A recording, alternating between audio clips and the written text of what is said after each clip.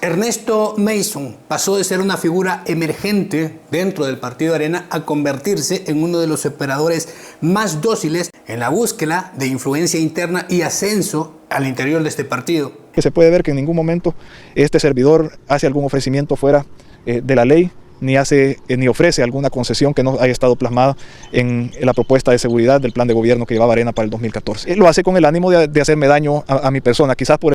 En una organización donde la lealtad se mide por la utilidad electoral, su papel fue el de un peón dispuesto a ensuciarse las manos y eso garantizaba resultados.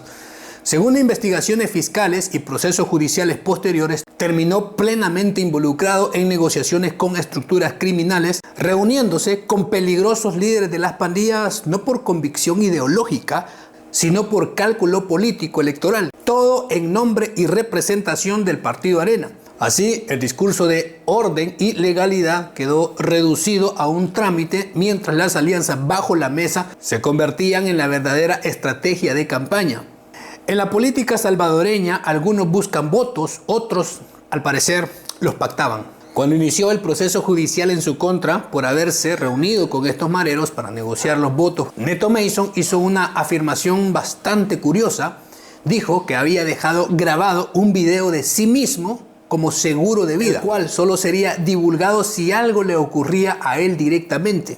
El mensaje era claro: si lo silenciaban, su versión saldría a la luz. La pregunta inevitable era ¿quién resguardaba ese material? ¿Alguien de su familia? ¿Bajo qué condiciones? Y sobre todo, ¿qué tan comprometedor era el contenido de ese supuesto video? Relataba más a detalle esas reuniones, fuentes de dinero, personas que daban las instrucciones, presiones internas del partido. ¿Daba nombres específicos de los altos líderes del Partido Arena? No se sabe. Si detallaba el funcionamiento de todas esas negociaciones como una estructura criminal en la política. El video, más que una defensa personal, parecía una advertencia política. No teme por su seguridad, incluso por su vida. Miren, en caso algo me llegara a pasar, ahí hay un video que saldrá a la luz si algo me pasa. Usted habla de este video, alcalde, que si de algo le llegara a pasar a este video saliera a la luz, ¿de qué habla? No, es un video que yo he hecho contando todo, ¿verdad? El partido le iba a dar gusto a Javier Simán, a don Ricardo Simán, a la gente que quiere verme destruido. Y no le importa que por quererme destruir a mí se pasen llevando de encuentro a mucha gente afectada, a mucha gente.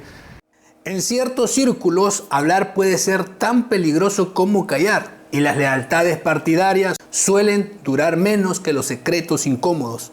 En sus propias declaraciones públicas, Ernesto Mason dejó entrever que era consciente de haberse involucrado en una dinámica política muy peligrosa, una especie de mafia electoral donde los pactos y secretos partidarios podrían incluso arrebatarle la vida a pesar de haber sido muy útil en su momento. Peor, él mismo se había sentado en nombre de la cúpula de Arena con los líderes de las pandillas, y quizá lo más peligroso para todos ellos, no solo para él, era que lo habían grabado entregando ese dinero, y tal falla era garrafal, mortal, como él lo explicó dejando ese video. Y por tal razón insistía en que necesitaba una garantía. El famoso video que según él solo sería divulgado si algo le ocurría. Aquella declaración no aclaró nada, pero despertó aún más la curiosidad y reveló cosas más oscuras detrás del caso. Todos se preguntaron a quién señalaba en sus declaraciones grabadas, qué acuerdos estaban plenamente descritos y principalmente los nombres, que era, creo, lo más importante. El silencio sobre el contenido solo reforzó la sospecha de que Mason había visto o escuchado demasiado, y que a ciertos niveles de la política salvadoreña saber más puede convertirse en un riesgo real, mortal. Tras ser arrestado y sometido a proceso judicial por varios casos en su paso por la alcaldía de San Salvador, pero también por sus negociaciones con las estructuras de las pandillas, Neto optó por una estrategia de silencio político. Durante todo el desarrollo del caso evitó revelar detalles sobre aquellas reuniones, planificación y el pago, la entrega de dinero en efectivo a las pandillas. No mencionó a ningún dirigente del Partido Arena y tampoco implicó a figuras clave del partido, incluido el mismo candidato a quien servía, Norman Quijano. bajo cuya órbita política se desarrollaron aquellos hechos. En lugar de colaborar o ampliar su versión, se mantuvo proclamando su inocencia y se presentó públicamente como una víctima de persecución política, atribuyendo sus problemas legales al gobierno de Nayib Bukele. Estamos ordenados. Alcalde, bienvenidos sean todos a la dictadura de Nayib Bukele. Vamos. Soy el primero disidente, tenemos un fiscal Pelele que solo sigue órdenes de Nayib Bukele y a su dictadura. Santos, ¿dónde estás? Camine. Tengo una orden de Nayib Bukele. Camine. ¿Tiene miedo, alcalde? Soy un preso político. ¿Es un preso político?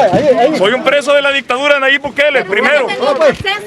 Mientras la fiscalía sostenía que existían evidencias de las reuniones que él había sostenido, Neto prefirió cargar con la responsabilidad individual sin señalar a sus superiores ni a la estructura partidaria que, según las investigaciones, se habría beneficiado electoralmente de esos acuerdos que él hizo. Y ese caso contra Neto no se sostenía en ningún rumor o difamación, sino en videos contundentes, audios y testimonios, incluyendo esas grabaciones donde aparecía con otros actores políticos, incluido Norman Quijano, que era el entonces candidato a presidente de Arena. A eso se sumó la declaración de un testigo criteriado quien aportó detalles sobre las negociaciones con las maras, los montos de dinero, los objetivos electorales y la forma en la que se gestionaban esos acuerdos.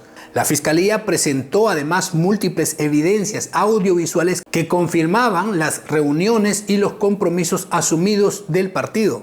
Y aún así, con todo eso, Neto prefirió callar. Nunca reveló el contenido del misterioso video que decía tener como seguro de vida, ni señaló a nadie de los que operaban por encima de él como autoridades del partido.